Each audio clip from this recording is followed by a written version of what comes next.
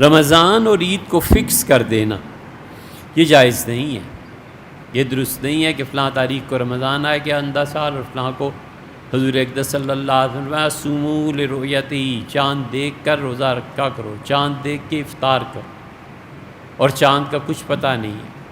یہ جتنے بھی لوگ فارن میں رہتے ہیں پورا ایک گروہ اور طبقہ ہے جو دین کو حقیقی معنی میں نہیں سمجھتا، وہ صرف ماڈرنزم ہے، اس کے فتوے کی بنیاد امریکن اور برٹشر ہونا ہے۔